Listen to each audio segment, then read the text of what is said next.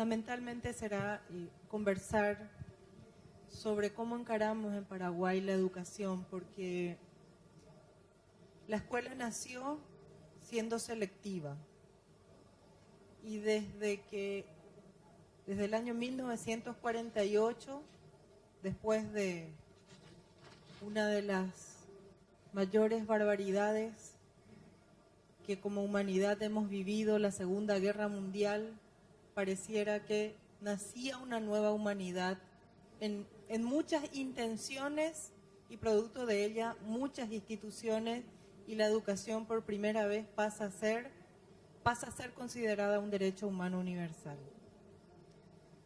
Desde aquellos años a hoy, sin duda, por lo menos en América Latina y también Paraguay, no hemos logrado que todas las personas que nacen en nuestros países tengan pleno goce del derecho a la educación. Transformar la cultura de la educación como un mecanismo selectivo a uno incluyente, inclusivo, con todos estos sueños, con todas estas metas, con todos estos acuerdos. No es fácil desde las políticas públicas y más aún con algunas de nuestras miserias todavía reinantes, que son estas de no considerar la educación como el proyecto social de largo plazo que nunca debe detenerse. No les voy a contar nada nuevo si les digo, porque todos hemos vivido, que los cambios de gobierno muchas veces significan vuelta atrás, borrar, y aparecen gestiones fundantes, nuevamente desactivando probablemente logros por el simple hecho de que no lo ha hecho el partido que ha ganado las elecciones. Entonces, estas son malas praxis que tenemos que superar si queremos llegar a este sueño que no es otra cosa que la expectativa y lo que es más, el derecho de la gente. Educar en la responsabilidad social, parece ser que la responsabilidad social nació pequeñita y hoy va siendo como el centro del debate, y si uno piensa que la educación es un derecho humano fundamental, que los estados estamos todos obligados a garantizarlos, educación y goce de derecho es sinónimo de responsabilidad social. Y es de todos. Lo que es más, decía hoy en uno de los paneles Humberto Grimaldo, que la educación superior es considerada un bien público. Afortunadamente, ese debate ya se ha extendido a toda la educación, dado que el último foro mundial realizado en Corea recientemente, por primera vez hemos suscrito todos los ministros de educación participantes, más de 130 países, que la educación es un bien público, que puede ser de gestión privada, subvencionada, oficial, pero que la educación efectivamente es un bien público. Otros hablan de bien común, que es un debate que tenemos que generarlo probablemente. Pero en el mismo sentido, si la educación es un bien público, si es un derecho de todos, ¿cómo se hace para que sea efectivo desde el inicio y a lo largo de la vida? Ya hemos avanzado más que 1948 y todavía tenemos deuda desde 1948, cuando efectivamente la humanidad decide convertirlo en un derecho humano fundamental. Esta era la meta de los países cuando se independizaron. Y nosotros en América Latina llevamos agenda de 2 siglos. las pendientes del siglo pasado. ¿Y qué es la pendiente del siglo pasado? La cantidad de analfabetos que aún tenemos. Y los niños que están naciendo. ¿Cuál es la mejor manera de entender que la educación es una agenda de Estado? En nuestros países ya están los niños que van a culminar la educación media en el 2030. Esos niños tienen entre 3 y 4 años. Entonces, dejemos esas declaraciones rimbombantes y miremos a la gente. Y pensemos cuántos gobiernos bajo las reglas democráticas tendrán que pasar para que ese niño no repita, no deserte, aprenda y sea una persona feliz. Esos niños ya están. Les tenemos a los otros que no pudieron ir a tiempo, y ninguno porque no quiso. Yo hasta hoy, y ya he recorrido mucho nuestra región, no he encontrado hasta hoy un ser humano que diga, no fui a la escuela porque no quise ir a la escuela. Lo cual significa que la gente no gozó de ese derecho, porque tal como dice una de las citas de este encuentro, es que efectivamente la inteligencia es universal, pero la buena oportunidad no es universal. No hay que hablar solo de oportunidad, de buena oportunidad. Porque para aquel niño que nació en el piso, que pueda movilizarse socialmente, necesita una excelente oportunidad, porque fíjense todo lo que tiene que compensar para realizar ese proceso. Solo no lo va a poder. Y conste que algunos lo hacen, pero no creo que ninguno de nuestros países y ninguno de nuestros ciudadanos les guste ver las sufridas proezas que realizan algunos sujetos. Porque algunos rompen las estadísticas y los pronósticos y llegan muy lejos. Pero no se trata de eso. Se trata de que todos tengan la misma oportunidad. Por tanto, la educación se convierte en el proyecto de mayor expectativa igualadora que hemos conocido en nuestra historia. Y hoy más que nunca, un investigador y docente muy comprometido, compatriota de ustedes, Juan Carlos Tedesco, decía hace más de una década, este va a ser el siglo más peligroso porque la desigualdad social puede ser suave inclusive frente a la desigualdad que produce la desconexión de muchas personas de su participación de la vida activa y de quienes estamos hablando, de los pobres extremos y de los pobres. Que en países como el mío, más del 70% de la población tiene menos de 30 años. Lo que significa ese bono demográfico es nuestra gran esperanza, es nuestro gran reto, y si no hacemos bien los deberes como región, porque a nadie le hace bien un pobre, ni de hijo ni de vecino, porque nadie puede ser feliz viendo la desgracia del otro. ¿Cómo se gestionan los sistemas educativos en términos de gobernanza? Cuando, y voy a hablar del mío, nosotros tenemos una memoria muy fuerte todavía de la dictadura. Y la dictadura es una doble exclusión, ya sobre la tradición de que la educación es un sistema selectivo. Sobre eso, 35 años de dictadura, y creo que buena parte de los asistentes aquí conocemos los efectos culturales de la dictadura que jamás se midieron.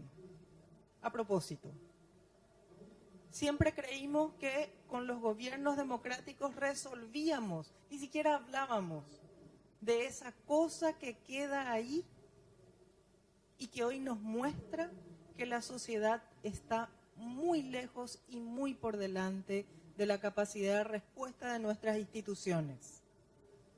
Nuestras instituciones fueron creadas para otro tiempo. Dan respuesta para una realidad que ya no existe. Y detienen muchas veces estas nuevas expectativas, estos nuevos derechos que vienen para toda la población. Es muy distinto un Ministerio de Educación que tiene que educar solo a una parte de la población que un Ministerio de Educación que tiene que incluir y darle calidad educativa a todos y cada vez más temprano, desde los 45 días hasta que alguien diga, bueno, final de la vida, porque la educación llega hasta el final de la vida. Porque no es solamente la educación formal, hay tantas maneras de educarse y todo hay que ir generando. Es más, este es un tiempo en que la educación tiene que ir tras las personas. Ahí se explica la educación en contextos de encierro, cárceles, calles, empresas, hospitales, las aulas hospitalarias y de algo que se habló poco, o por lo menos yo escuché poco aquí, y que les quiero comentar uno de esos aspectos, que es la educación indígena. Nosotros tenemos solo 100.000 indígenas, 5 familias indígenas, 20 comunidades. Lenguas amenazadas, que cuando muere el último hablante, muere la lengua, muere la historia y se entierra toda una memoria y toda una cultura. Tenemos lenguas amenazadas en la región. Mayor capital simbólico, mayor riqueza del mundo lo tenemos nosotros en esta región con tanta diversidad de lenguas. Por lo menos en mi país, la población indígena es la que accede a menos años de estudio. ¿Por qué? Porque llegó un momento en que ellos mismos dijeron, ya nuestros niños no van a la escuela, porque la escuela termina matando nuestra cultura porque no nos miran. Y ese ha sido uno de los mayores retos, y tengo hoy la satisfacción de poder decirles que después de muchos años hemos logrado ofrecer todas las modalidades educativas para los distintos pueblos indígenas, porque tenemos 40% de las personas de comunidades indígenas no han ido nunca a la escuela.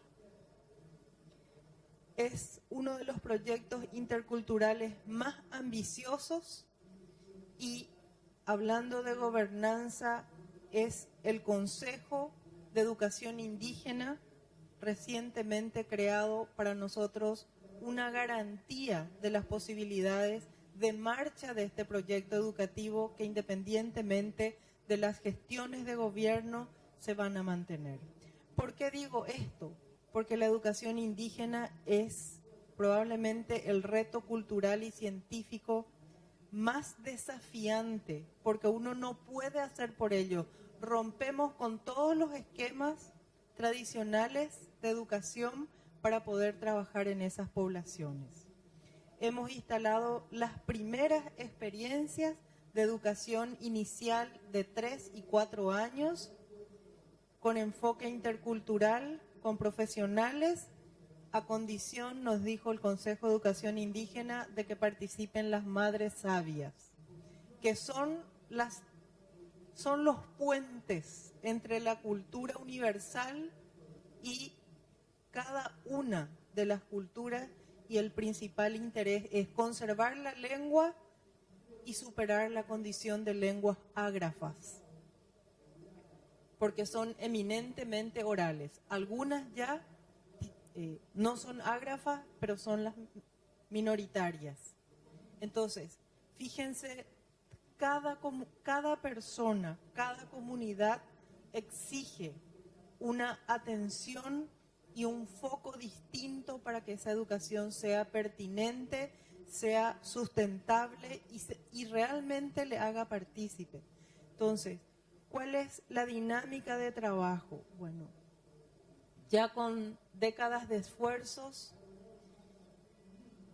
todavía tenemos pendiente la equidad y la calidad, porque en todos nuestros países hay calidad, pero no está igualitariamente distribuida la calidad. Y eso significa entonces que calidad y equidad son componentes centrales para el goce del derecho a la educación. Y hemos llegado a la conclusión que una de las políticas centrales en la que no nos ha ido bien, que colaboran para que la equidad y la calidad todavía no sea de pleno goce para todos, es el tema de la participación. Entonces, por eso, hoy en la gestión que estamos llevando, la participación es un pilar central, es el primer paso. No es solamente qué vamos a hacer y qué rumbo vamos a tomar. ¿Cómo vamos a trabajar? Ese plural, porque la tentación de los ministerios siempre es actuar administrativamente, disponer y que alguien lo cumpla, solamente una proporción de los responsables se observa. Entonces, cambiar la mente, cambiar la actitud y entender que la educación es un tema central de toda la sociedad y de la cooperación internacional y de la integración. No hay otra manera. Las agendas educativas van a trascender muchos gobiernos si hacemos bien la tarea y nos ponemos de acuerdo. Creo que en los discursos estamos todos de acuerdo. En los cómo, creo que hay ricas diferencias y esas ricas diferencias son las que tienen que nutrirnos. ¿A qué nos lleva esto? A que tenemos una agenda de largo plazo, un plan de largo plazo, una agenda concreta, porque no existe largo plazo si no hay un aquí y ahora con un destino compartido. Y ustedes saben bien que en los planes estratégicos es muy rápido formular la visión. Y a la hora de la actuación, cada quien va por lados distintos, que es la mejor manera de cotejar si la visión la hizo alguien o si se la construyó, aunque sea imperfectamente, a los ojos de los especialistas en gestión estratégica. Entonces, una agenda con los cooperantes, porque encontramos que cada cooperante, cada organismo tenía su propia agenda. ¿Cómo vamos a impactar si nos dirigimos a la misma población y cada uno tiene su carta de navegación? Nos chocamos y la gente pierde. Una agenda con la cooperación internacional, afortunadamente, eso ha sido comprendido. Estamos alineados, lo que no significa uniformados.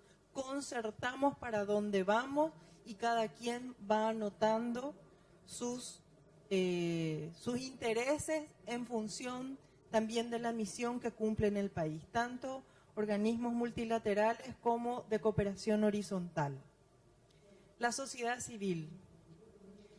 En mi país hay muchísimas organizaciones de la sociedad civil dedicadas a la educación, todos con proyectos pequeñitos.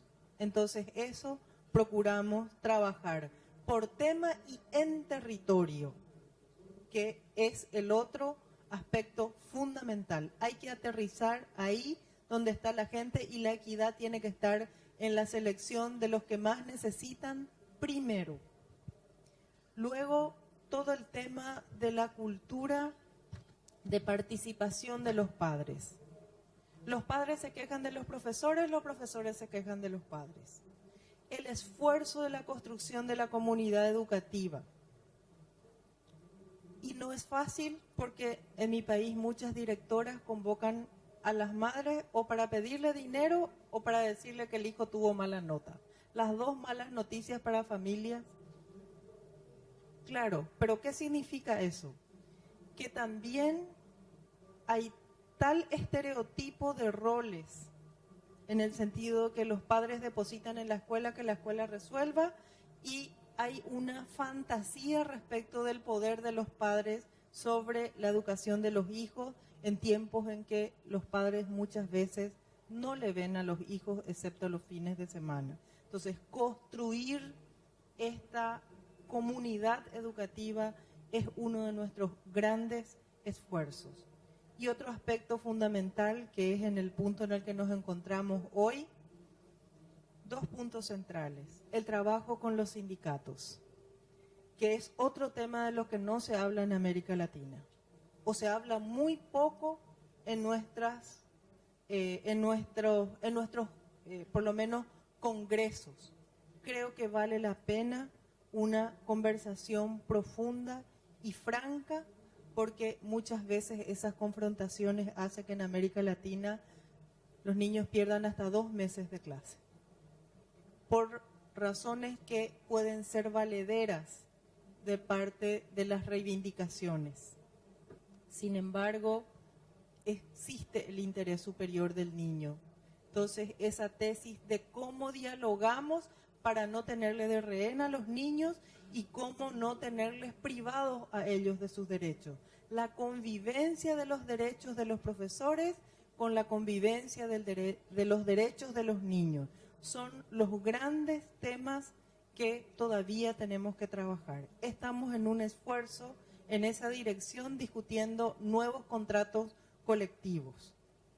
Otro tema, la participación de los niños desde que llegan a la escuela hasta que egresan del último año de la educación secundaria.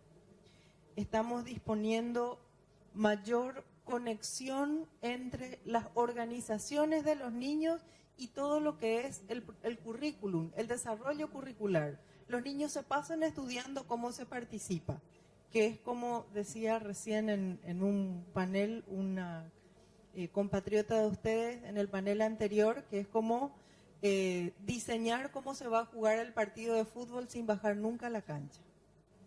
Entonces, todo el tiempo están hablando cómo es el Estado, la función del Estado, qué es la sociedad civil, qué son las elecciones, cuáles son las reglas de la democracia, etcétera. Pero en la propia escuela se vive poco, se conecta poco el desarrollo curricular con la vivencia. Y dijimos, si los niños, en mi país la gente se queja mucho que los jóvenes no participan de los partidos políticos, que cuesta organizarle a la juventud, que las políticas sociales con la juventud se vuelven difíciles porque están muy atomizadas las organizaciones. Y esa no es un tema solo de Paraguay. La UNESCO ha levantado que este es el siglo en el que más jóvenes habitan el planeta. Son mayoría de la población. Nunca el planeta tuvo tanta juventud como ahora, pero esa juventud no tiene todo el protagonismo que pudiera, debiera tener en nuestra sociedad. Entonces nos preguntamos, ¿y la escuela en qué colabora? Y en mucho probablemente. ¿Por qué? Porque estudian teóricamente, pero viven poco la participación.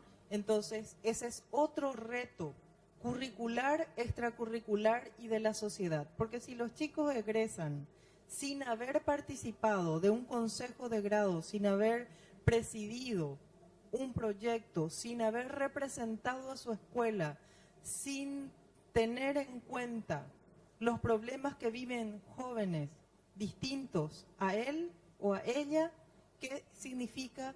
Que después la democracia le puede ser indiferente. ¿Tiempo? Bueno, dejo por aquí para otras preguntas, pero lo cierto es que la escuela de antes no es la escuela que necesitamos hoy.